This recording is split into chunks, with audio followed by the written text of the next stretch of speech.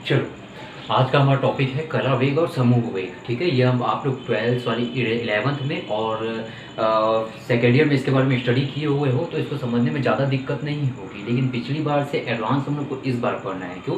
कला वेग और समूह वेग के बारे में, कला वेग और समूह वेग के बारे में। ठीक है, तो कला वेग और समूह वेग क्या होता है, उसका डेफिनेशन जानने से पहले इसकी ज़रूरत क्यों पड़ी। कला वेग यानी तरंग वेग, तरंग वेग। ठीक है, सबसे पहले एक बात ना आप लोग ये ध्यान रखेंगे कि आज का जो मैं वीडियो बना रहा हूँ ये रात के समय बना रहा हूँ, करीब 7 बज चुका है। ठीक है, तो ये आफ्टरनून के वीडियो के हिसाब से लाइटिंग में थोड़ी सी दिक्कत होगी और मोबाइल की थोड़ी प्रॉब्लम के नाम से ऑटो फोकल जूम होगा। ठीक है, तो उसको थोड़ा सा मैनेज करना। ठीक है, यानी आप लोग किस में देखोगे, 720 पिक्सल में आप वीडियो को देखोगे। ठीक है, और उसको रिवाइज कर करके देखना, और जहाँ छोटे छोटे अक्षर है ना तो बुक खोल के बैठना सामने, तो ज़्यादा अच्छे से समझ आएगा। ठीक है, तो बढ़ते हैं हम लोग कला वेग और समूह वेग के बारे में, कला वेग और समूह वेग के बारे में। पीछे चले जाओ, डी ब्रॉगली तरंग दैर्ध्य। किसी गतिशील कण, माना एम द्रव्यमान का कण है जो वी वेग से गति कर रहा है, वी वेग से गति कर रहा है, तो उससे हमेशा किसी गतिशील कण के साथ सदैव एक तरंग संबद्ध होती है। किसने बताया था? डी ब्रॉगली ने बताया था। इसी को हम बोलते हैं डी ब्रॉगली तरंग, और इसकी तरंग दैर्ध्य बोलते हैं डी ब्रॉगली तरंग दैर्ध्य। ठीक है, तो देखो, गतिशील कण के साथ तरंग संबद्ध होती है, डी ब्रॉगली ने बताया। फिर इसकी कुछ हाइपोथेसिस का यूज करते हुए कुछ कैलकुलेशन किया गया। कैलकुलेशन किया गया का मतलब जो हम लोग पहले देखे थे, इज इक्वल टू, पिछले वीडियो में हम लोग क्या किए थे, is equal to M C square और is equal to H nu होता है। ऐसा करके हम लोग क्या किए थे, दोनों को इक्वल करके एम की वैल्यू निकाले थे। याद आ रहा है? पिछला वीडियो देखना, is equal to M C square होता है और is equal to H nu होता है। इन दोनों को हम लोग बराबर करके एम की वैल्यू निकाले थे। ये ना तुम्हारे काम का नहीं है, लेकिन कला वेग और समूह वेग होता क्या है, कोचिंग दूसरी में बताते नहीं है। कला वेग और समूह वेग जैसे शब्द की जरूरत हमको पड़ी क्यों, क्यों इसके इस तक हमको पहुंचना पड़े, तो उस कारण कि समूह वेग की जरूरत क्यों पड़ी। आज तक हम पढ़ते हैं कि किसी तरंग का वेग तरंग वेग, उसी को कला वेग कहते हैं, लेकिन समूह वेग की हमको जरूरत पड़ी क्यों, तो उसका एक कॉन्सेप्ट है। ये जैसे ही खत्म हो जाएगा हम चले जाएंगे नेक्स्ट बाय नोट्स, यानी कॉपी के ऊपर मैं कैमरे को फोकस करके इसको पढ़ाऊंगा। मुश्किल से 3-4 दिन सिर्फ हमारी ऑफलाइन क्लास बची हुई है, सॉरी ऑनलाइन क्लास बची हुई है, उसके बाद हम ऑफलाइन चालू कर देंगे। ठीक है, तो इसको हम लोग बराबर किए थे। समझ आ रहा है ना कहाँ पे आ रहे हैं हम लोग, रीजन में आ रहे हैं कि समूह वेग होता क्या है, उसकी जरूरत क्यों पड़ी है। ठीक है, तो E is equal to M C square is equal to H nu को इक्वल करके m का मान निकाले थे ना पिछले वीडियो में। लेकिन यहाँ पे आप दोनों को इक्वल करना और न्यू का मान निकालना। न्यू का मान निकालना है ना, जो तरंग आप लिए हो उसकी आवृत्ति निकालना। ठीक है, ये कण है ना और उससे जुड़ी हुई एक तरंग है, तो उस तरंग की आवृत्ति nu is equal to M C square बटे एच आ जाएगा। वहाँ एम को पक्षांतर किए थे, यहाँ पे हम लोग न्यू को पक्षांतर कर रहे हैं, तो न्यू का मान निकाल देना, ये हो जाएगा। ठीक है, अब देखो, किसी भी तरंग, जैसे इसके साथ जो तरंग संबद्ध है ना उसका वेग मैं मान लेता हूँ न्यू, सॉरी यू, ध्यान से। v किसका वेग है, इस कण का वेग है। ठीक है, और u किसका वेग है, u किसका वेग है, जो इस तरंग कण के साथ तरंग संबद्ध हुई है ना, डी ब्रॉगली ने जो बताया था, तो उस तरंग का वेग मान लिया उसने u, ये u है। ठीक है, तो तरंग का वेग बराबर u इज इक्वल टू होता है न्यू लैम्डा। ये याद रखना, तरंग दैर्ध्य और आवृत्ति का गुणा करते हो ना तो आपको तरंग का वेग मिल जाता है, तरंग का वेग मिल जाता है। तो अगर इस फॉर्मूले से, डी ब्रॉगली ने जो हमको कॉन्सेप्ट दिया था उस फॉर्मूले से अगर हम तरंग का वेग निकालते हैं, तरंग का वेग u निकालते हैं, तो u is equal to nu lambda हो जाएगा। न्यू का मान रख देना, न्यू का मान अभी निकाले ना पक्षांतर करके, और लैम्डा का मान क्या होता है आपका, h बटे एम भी होता है। देखो, न्यू का मान एम सी स्क्वायर बटे एच, ये निकाले अभी पक्षांतर करके तुम लोग। लैम्डा इज इक्वल टू क्या होता है, एच बटे एम भी होता है। डी ब्रॉगली तरंग दैर्ध्य lambda is equal to H भी होता है ना, एच बाई बी, या एच बटे एम भी होता है। तो इसका मान जब हम लोग यहाँ पे रखे और फिर कैंसिल कर देना, एम कैंसल, एच कैंसल, तो ऊपर सी का वर्ग बटे वी आ जाएगा। ये वी है, हाँ, न्यू कैंसिल हो चुका है, ये वी है ना, ये वी है आप लोगों का एम वी। ठीक, तो u बराबर सी स्क्वायर बटे वी। अब कंफ्यूज बिल्कुल मत होना, u क्या है, जो ये तरंग चल रही है ना साथ में उसका वेग है, और v क्या है, ये इस कण का वेग है। गतिशील कण जो v वेग से चल रहा था उसके साथ तरंग संबद्ध थी, तो गतिशील कण का वेग v माने हो, और उसके साथ जो तरंग संबद्ध हुई है ना उसको क्या माने हो आप लोग, u माने हो। तो जब, अब चलो आगे देखते हैं फिर समझ आ जाएगा। तो u is equal to C square बटे वी आया, और ये हम लोग जानते हैं कि ब्रह्मांड में कोई भी ऐसी कोई तरंग नहीं है, न ही ऐसी कोई वस्तु है जिसका वेग प्रकाश के वेग से ज़्यादा हो सकता है। तो c से बड़ा तो कुछ हो नहीं सकता। तो v का मान हमेशा क्या होता है, c से कम होता है। किसी भी पिंड या किसी भी तरंग का वेग c से कम होता है। अब देखो c के वर्ग को v से भाग कर रहे हो, यानी छोटी राशि से भाग कर रहे हो, तो इसका मान क्या होगा, हमको बड़ा प्राप्त होगा, यानी c से बड़ा मान प्राप्त होगा हम लोगों को। किसका मान, u का मान c से बड़ा प्राप्त हो रहा है। तो कभी ऐसा हो सकता है कि किसी भी कण या किसी भी तरंग की जो चाल हो प्रकाश की चाल से अधिक हो सकती है, कभी नहीं हो सकती। तो यहाँ पे तुम्हारा क्या निकल गया, u की चाल, u की चाल, u यानी इस तरंग की चाल जो है ना c से ज़्यादा निकल गई। जबकि हमको पता है ये कण का वेग v जो होता है ना, v, इस कण का वेग v लेस देन c होता है। लेकिन ये कैलकुलेशन करने के बाद पता चला कि इसका वेग तो c से कम होगा, ये तो हम लोग पढ़ चुके हैं। लेकिन इसके साथ जो तरंग संबद्ध है ना, उसका वेग u जो है ना वो c से ज़्यादा आ रहा है। तो कण का वेग c से कम, कण का वेग c से कम, और ये जो तरंग है उसका वेग c से ज़्यादा। तो पहले ही ये गलत हो चुका कि c से ज़्यादा किसी का वेग नहीं हो सकता। ऊपर से ये पता चल रहा है कि कण धीरे चल रहा है, धीमी स्पीड में चल रहा है, और उसके साथ जो तरंग चल रही है ना वो ज़्यादा स्पीड से चल रही है। तो क्या इस कण के साथ ये तरंग संबद्ध हो पाएगी, क्या इस कण के साथ ये तरंग संबद्ध हो पाएगी, नहीं हो पाएगी, क्योंकि कण की स्पीड कम है और उसके साथ जो जुड़ी हुई तरंग है उसकी स्पीड ज़्यादा है। तो ये यानी एक प्रकार से बोलना चाहिए पूरा क्राइटेरिया गलत सिद्ध हो गया। तो इस क्राइटेरिया को सुधारने के लिए श्रोडिंगर ने ये बताया, किसने बताया, श्रोडिंगर ने ये बताया कि किसी भी गतिशील कण के साथ केवल एक तरंग संबद्ध नहीं होती है, किसी भी गतिशील कण के साथ केवल एक तरंग संबद्ध नहीं होती है, किसी भी गतिशील कण के साथ केवल एक तरंग संबद्ध नहीं होती है, उसके साथ कई तरंगें एक साथ संबद्ध होती है। यानी एक ही तरंग नहीं होगी, एक और तरंग, दूसरी और तरंग, तीसरी और तरंग। किसी भी गतिशील कण के साथ केवल एक तरंग संबद्ध न होकर तरंगों का समूह संबद्ध होता है, तरंगों का समूह संबद्ध होता है। और तो ये जो तरंगों का समूह है ना, ये तरंगों का जो समूह है ना, उसी को हम बोलते हैं तरंग पैकेट। उसी को हम लोग क्या बोलते हैं, तरंग पैकेट। देखो ये तरंग पैकेट का सिद्धांत, समूह वेग की अवधारणा, फिर से जा रहा हूँ पीछे।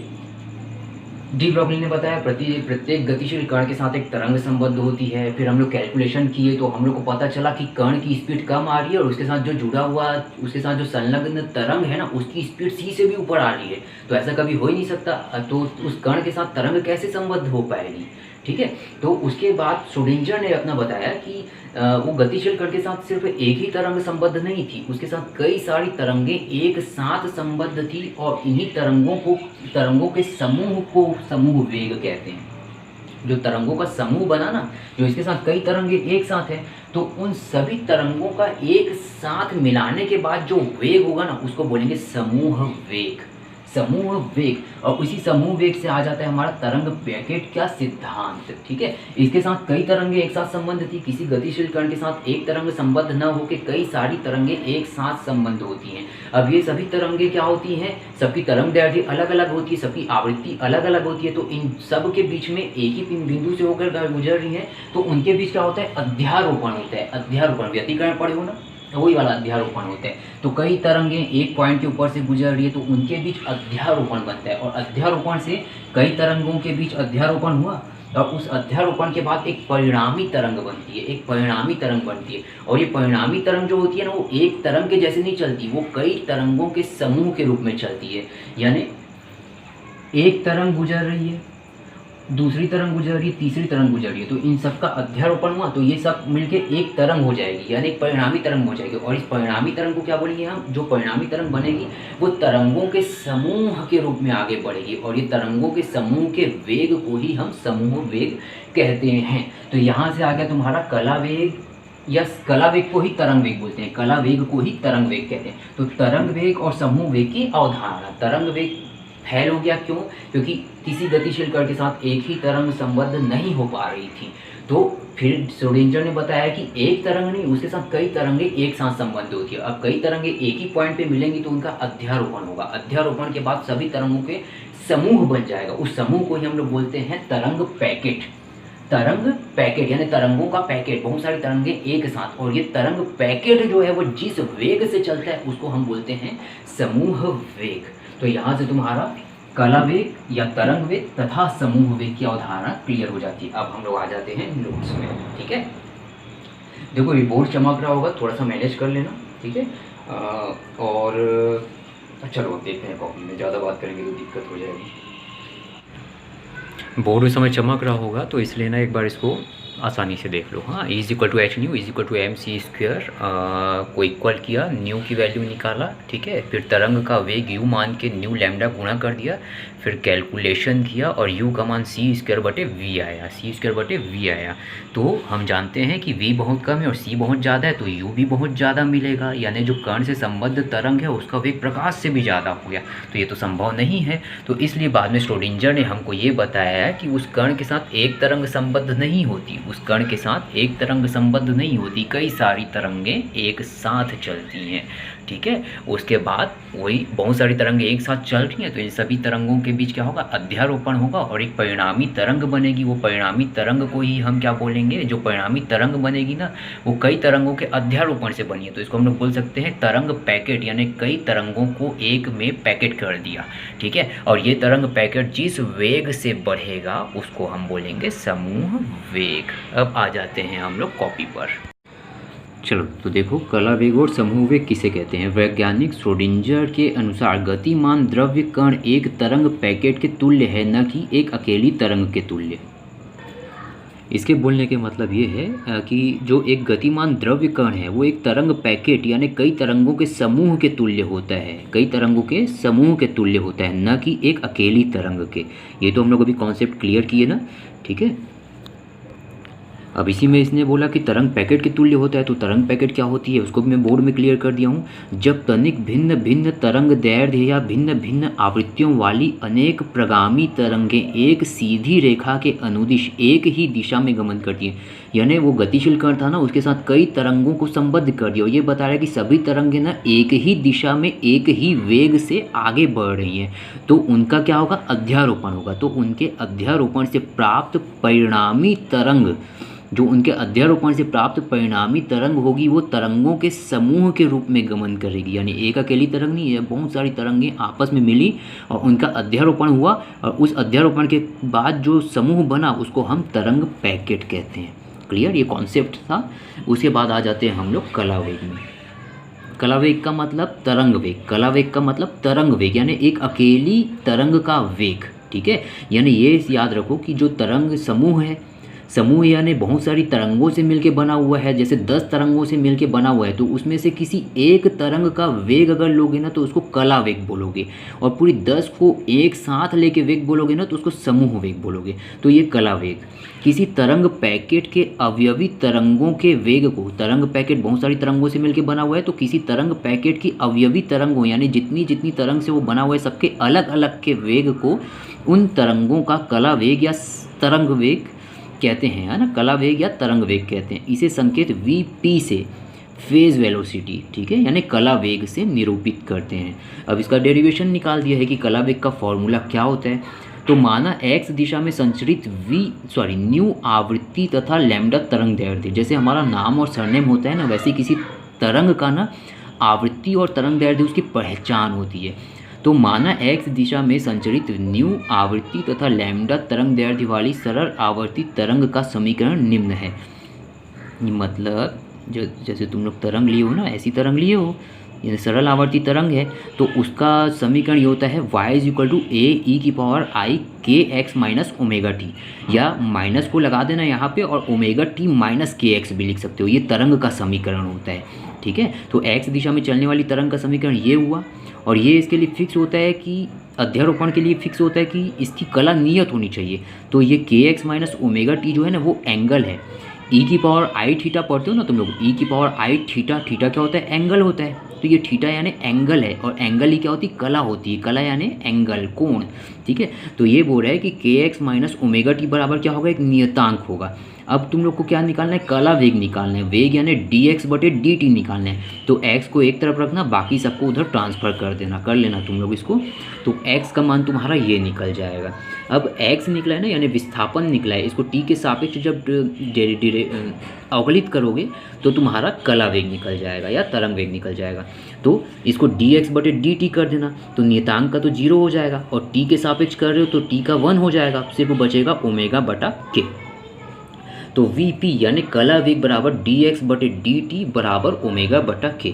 समझ आया? ये एक तरंग का समीकरण है, उसकी कला नियत होनी चाहिए, अध्यारोपण करवाना है उसका, ठीक है। उसके बाद कला नियत होनी चाहिए। नियत इसलिए क्योंकि ये सरल आवर्ती तरंग तुम लोग ले रहे हो ना, उसकी कला नियत होती है, ये याद रखना। सरल आवर्ती होने के कारण कला इसकी नियत हो रही है। अब ये आ गया तुम्हारा तरंग वेग। अब आ जाते हैं समूह वेग में। अभी क्या बोले, कला वेग में बहुत सारी तरंगें मिलके पैकेट बना दी, तो वो पैकेट जितनी तरंगों से मिलके बनाया ना, सबका अलग अलग वेग जो था ना वो कला वेग था। और सब तरंगों या 10 तरंगों का एक साथ वेग क्या होगा? समूह वेग होगा। समूह वेग, समूह में संचरित तरंगों के, समूह में संचरित, फिर से बोलो, समूह में संचरित तरंगों के अध्यारोपण से क्या बनता है? से प्राप्त तरंग पैकेट जिस वेग से आगे बढ़ता है, यानी कई तरंगें मिली, उनका अध्यारोपण हुआ, फिर उससे तरंग पैकेट बना, और ये तरंग पैकेट जिस वेग से आगे बढ़ता है उसे समूह वेग कहते हैं। इसे Vg यानी ग्रुप यानी समूह, ग्रुप वेलोसिटी, समूह वेग कहते हैं। अब जैसे तुम लोग समूह कला वेग का निकाले ना, कला वेग क्या होता है? Vp बराबर ओमेगा बटा k होता है। वैसे ही अब समूह वेग का व्यंजक निकाल रही है, तुम्हारी ना परीक्षा सार में दिया हुआ है, लेकिन बुक में दिया हुआ है। अगर परिभाषा पूछेगा ना तो सिर्फ तुम लोग क्या करोगे, कला वेग और समूह वेग की परिभाषा और सूत्र बता के छोड़ दोगे। और डेरिवेशन के लिए अगर लंबा क्वेश्चन आ जाता है ना 7-8 नंबर का, तो पूरा डिराइव करना, ठीक है। तो मेरा तो फर्ज है कि पूरा डेरिवेशन बताना, तो मैं बताता हूँ, ठीक है। कला वेग में सिर्फ एक तरंग लिए थे ना तुम लोग, समूह वेग का व्यंजक निकालें तो 2 तरंग ले लेना। वैसे 10-12 तरंग होती है, लेकिन तुम लोग सिर्फ 2 तरंग ले लेना। तो शुरुआती कर देना तुम लोग। माना समान आयाम तथा भिन्न भिन्न आवृत्तियों ν1 और ν2, 2 तरंग ले रहे हो ना, तो 2 आवृत्ति ले लेना, ν1 और ν2। और उन दोनों तरंग की तरंग दैर्ध्य क्या ले लेना? λ1 और λ2 ले लेना। कि 2 तरंगें जो है ना एक साथ चल रही हैं, तो उनका क्या होगा? अध्यारोपण होगा। अध्यारोपण होगा, और अध्यारोपण से क्या बनेगा? तरंग पैकेट बनेगा, ठीक है। तो अब हम लोग क्या निकालेंगे? ये तरंग पैकेट किस वेग से बढ़ा है, वही इसका समूह वेग होगा। तो देखो तुम लोग क्या माने, ν1 ν2 आवृत्ति माने ना, तो उसकी कोणीय आवृत्ति निकाल देना। ओमेगा इज इक्वल टू 2πν होता है, पता है ना। रेखीय आवृत्ति और कोणीय आवृत्ति के बीच संबंध होता है। Omega is equal to 2πν, omega is equal to 2πν सूत्र होता है। ये ओमेगा इज इक्वल टू 2πν सूत्र होता है। तो पहली तरंग के लिए ओमेगा 1 क्या हो जाएगा? 2πν1 हो जाएगा, ओमेगा 2 2πν2 हो जाएगा। और तरंग दैर्ध्य लैम्डा मानते हो तुम लोग, ठीक है। तो उससे संचरण नियतांक का सूत्र होता है k इज इक्वल टू 2π/λ। ये तरंग की ना सब ना प्रॉपर्टीज़ है, कोणीय आवृत्ति और ये तरंग दैर्ध्य संचरण नियतांक। तो k इज इक्वल टू 2π/λ होता है ना। तो पहली तरंग के लिए k1 और दूसरी तरंग के लिए k2। अब मैं थोड़ा स्पीड बढ़ रहा हूँ, हाँ। अब इन तरंगों के समीकरण निम्न होंगे। जैसे तरंग के समीकरण को पीछे मैंने I के फॉर्म में लिखा था ना, जैसे तरंग को मैंने I के फॉर्म में लिखा था ना, वैसे इसको ना कॉस साइन के फॉर्म में भी लिख सकते हो तुम लोग। तो यहाँ पे इसने साइन के फॉर्म में ले लिया है। तो पहली तरंग का समीकरण, ये सरल आवर्ती तरंगों का समीकरण होता है। पहली तरंग y1 is equal to a sine omega t minus kx होता है। तरंग का समीकरण ना ये होता है y is equal to a sine omega t minus kx bracket में, ओके। लेकिन यहाँ पे 2 तरंग ले रहे हो, तो ओमेगा 1t माइनस k1x, और y2 के लिए फिर क्या कर देना? Omega 2t k2x। और तुम लोग शुरू में क्या किए? शुरू में ही बता दिए कि आयाम समान है, तो यहाँ a1 और a2 नहीं लगाना, a और a रखना। अब अध्यारोपण कर देना, दोनों का मिला देना। तो अध्यारोपण का सिद्धांत क्लास 11th में पढ़े हो। y is equal to y1 plus y2, y1 का मान रख देना पूरा, y2 का मान पूरा रख देना, a को कॉमन लगा देना, निकाल देना। तो ये हो जाएगा sine a plus sine B का फॉर्मूला लगेगा। 11 का फॉर्मूला है, हाँ। इसको a मान लेना, इसको b मान लेना। Sine a plus sine b का फॉर्मूला लगेगा।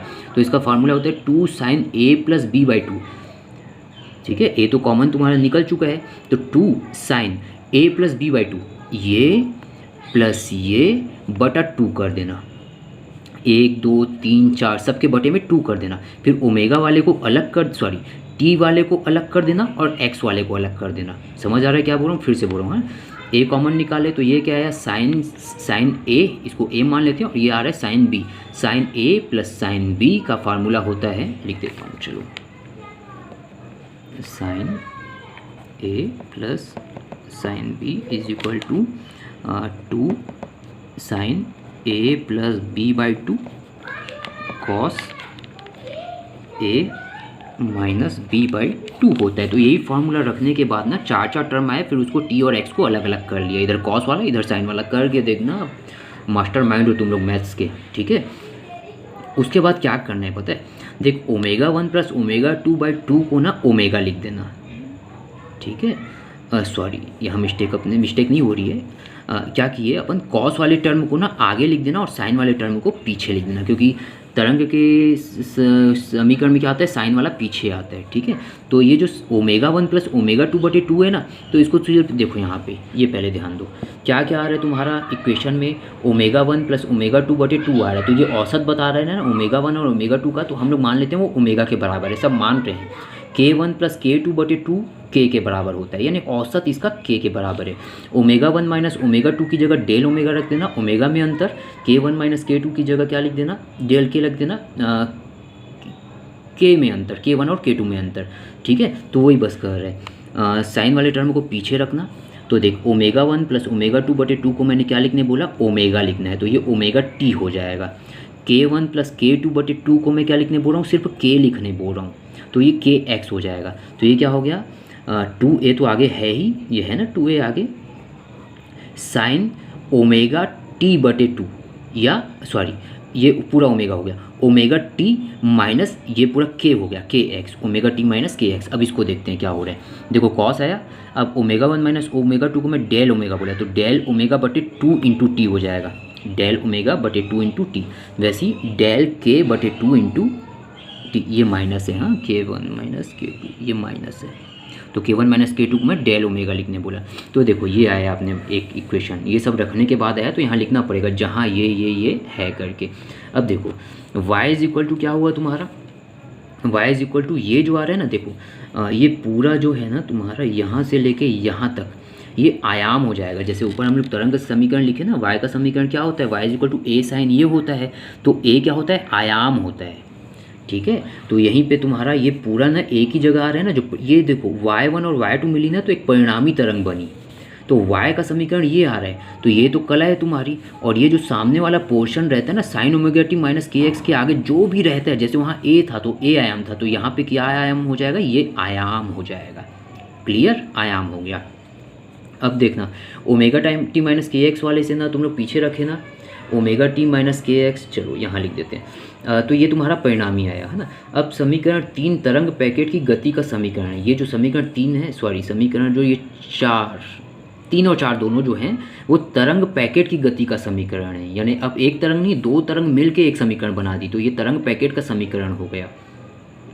स्पष्ट है कि यहाँ पर तरंग पैकेट का आयाम मैं बताया ना, साइन वाले से आगे जो भी होता है उसको आयाम बोलते हैं, तो आयाम तुम्हारा ये हो गया, ठीक है।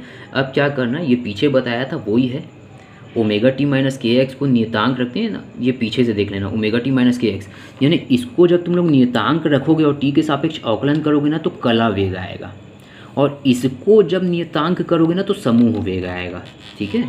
तो मैं समूह वेग में आ रहा हूँ, ये मैं 2 वीडियो में बनाने वाला था, लेकिन मैं एक ही में निपटा रहा हूँ, नहीं तो फिर कल टेंशन लेनी पड़ेगी मेरे को।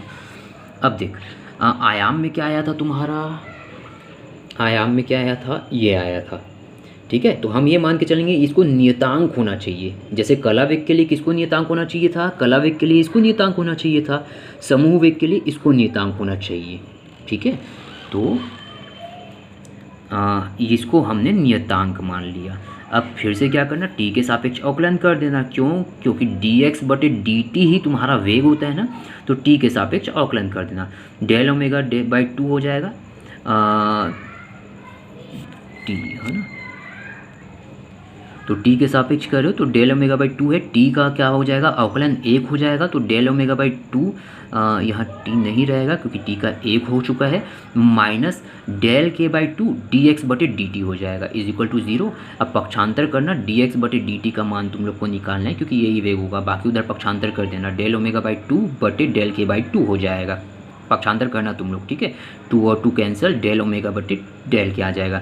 तो और ये dx बटे dt क्या है, एक तरंग के लिए निकाले हो क्या, नहीं 2 तरंग के लिए निकाले हो, यानी ये समूह वेग है। कौन सा वेग है, ये समूह वेग है, तो उसको मैंने दे दिया vg is equal to dx बटे dt is equal to del omega by del K. अब डेल को तुम लोग डी के फॉर्म में भी लिख सकते हो, अगर वो अति सूक्ष्म है तो डी ओमेगा बटे डी की। यही समूह वेग का सूत्र है। समझ आया? फिर से मैं एक बार बता रहा हूँ। कला वेग के लिए सिर्फ एक तरंग लिए थे, समूह वेग के लिए दो तरंग लिए, दो तरंग लिए। फिर इन दोनों तरंगों का तुम लोग क्या किए? अध्यारोपण किए, फिर पूरा कैलकुलेशन किए। कैलकुलेशन के बाद एक ये तरंग आया, समीकरण आया, यानी दो तरंग मिलकर एक तरंग बना दी तो उसका समीकरण आया। अब कला वेग के लिए ये नियत होना चाहिए और समूह वेग के लिए ये नियत होना चाहिए। तो बस वही है, समूह वेग में आ रहा हूँ मैं डायरेक्ट। तो समूह वेग के लिए तुम्हारा ये नियत था। अब वेग निकालना है तो dx बटे dt लाना था, इसलिए t के सापेक्ष अवकलन करके उसको हम लोग आगे बढ़ाते गए, फिर हमारा समूह वेग का व्यंजक आ गया। अब आता है समकला वेग तथा समूह वेग में संबंधी ना बहुत ही ज़्यादा इंपॉर्टेंट है, लेकिन इसको मैं कल बताता हूँ क्योंकि वीडियो अपलोड करने में भी थोड़ा टाइम लगेगा। और इसको ना अपने दोस्तों तक शेयर ज़रूर करना, ओके। और जो भी डाउट होता है ना कॉल करके तुम लोग पूछ सकते हो। इसका नोट्स मैं कल बताऊँगा, लेकिन ना तुम लोग इसको इसका एक्सप्लेनेशन मैं कल दूँगा, लेकिन तुम लोग नोट्स इसको जल्दी बना लेना, ठीक है? नोट कर लेना स्क्रीनशॉट ले लेके।